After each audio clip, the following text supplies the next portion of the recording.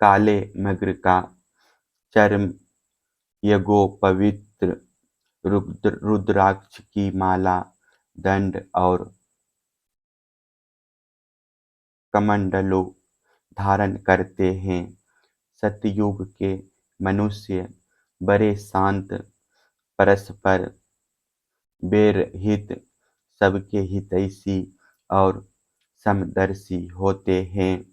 वे लोग इंद्रियों और मन को बस में रखकर ध्यान रूप तपस्या के द्वारा सबके प्रकाशक परमात्मा की आराधना करते हैं।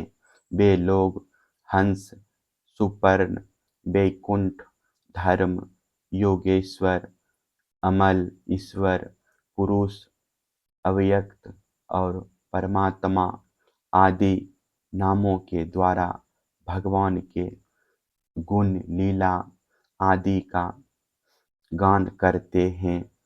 राजन, त्रेता युग में भगवान के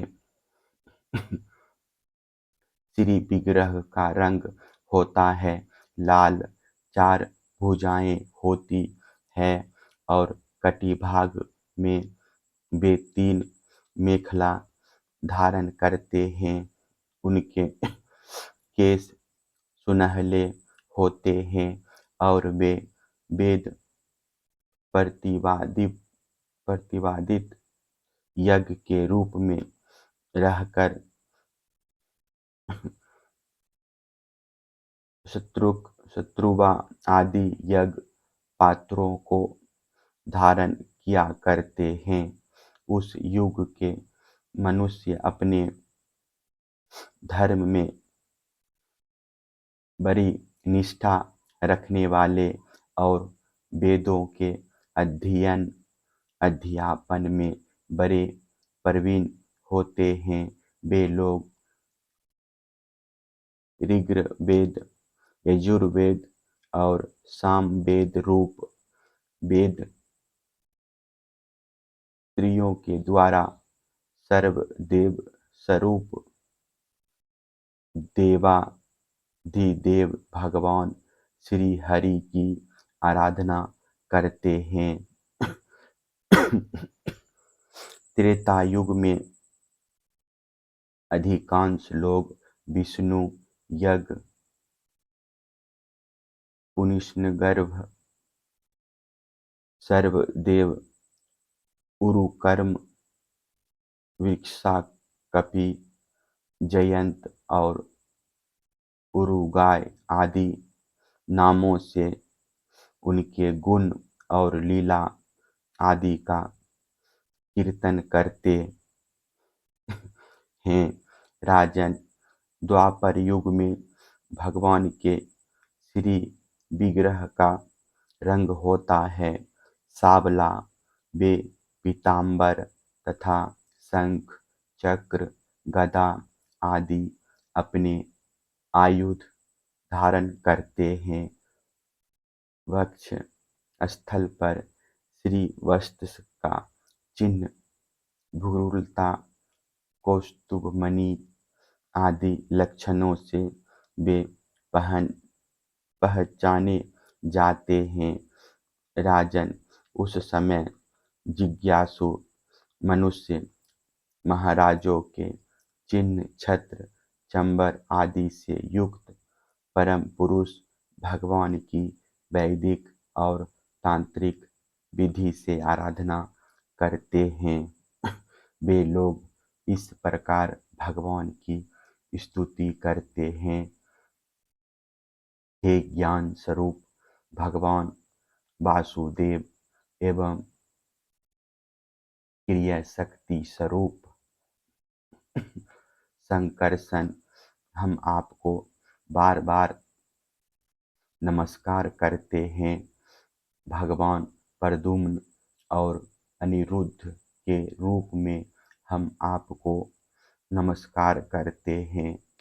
ऋषि नारायण, महात्मा, नर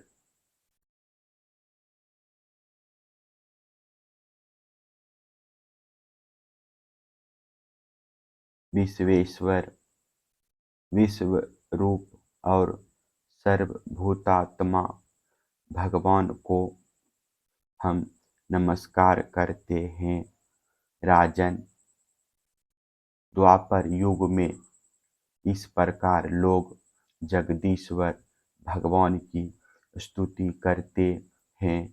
अब कलयुग में अनेक तंत्रों के विधि विधान से भगवान की जैसी पूजा की जाती है उसका वर्णन सुनो।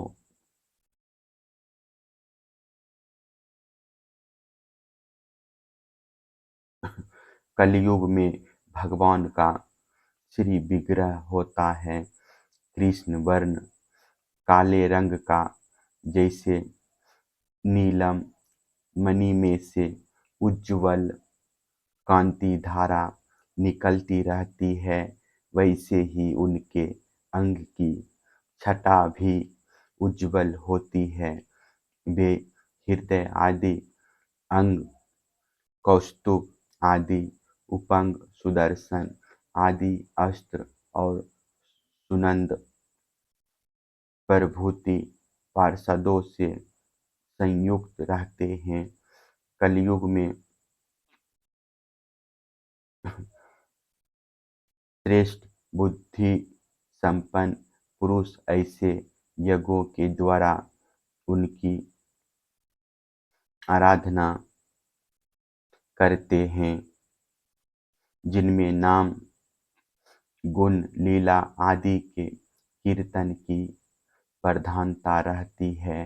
वे लोग भगवान की स्तुति इस प्रकार करते हैं। प्रभु, आप शरणागत रक्षक हैं। आपके चरणारविंद सदा सर्वदा ध्यान करने योग्य, माया मोह के कारण होने वाले संसारिक पराजयों का अंत कर देने वाले तथा भक्तों की समस्त अभीष्ट वस्तुओं का दान करने वाले कामधेनु स्वरूप हैं। वे तीर्थों को भी तीर्थ बनाने वाले स्वयं परम तीर्थ स्वरूप हैं। शिव, ब्रह्मा आदि बड़े बड़े देवता उन्हें नमस्कार करते हैं और चाहे जो कोई उनकी शरण में आ जाए उसे स्वीकार कर लेते हैं। सेवकों की समस्त आरती और विपत्तियों के नाशक तथा संसार सागर से पार जाने के लिए जहाज और महापुरुष मैं आपके उन्हीं चरणार बिंदों की वंदना करता हूँ। भगवान, आपके चरण कमलों की महिमा कौन कहे। राम अवतार में आपने पिता दशरथ जी के वचनों से देवताओं के लिए भी वांछनीय और दुस्सहज राज्य लक्ष्मी को छोड़कर आपके चरण कमल बन बन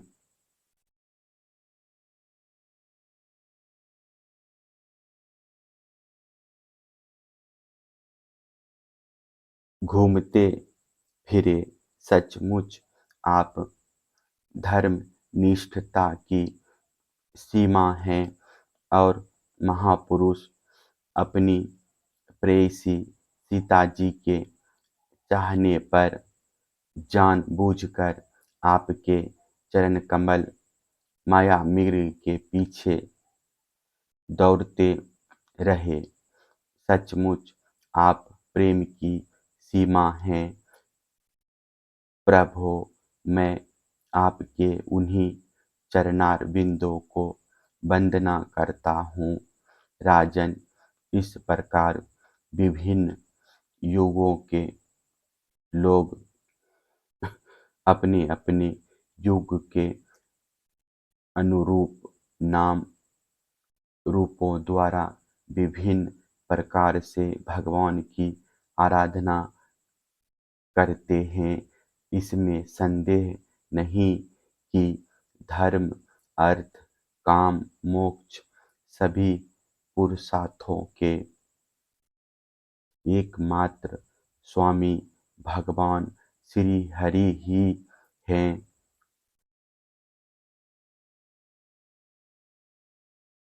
जय हो, जय हो।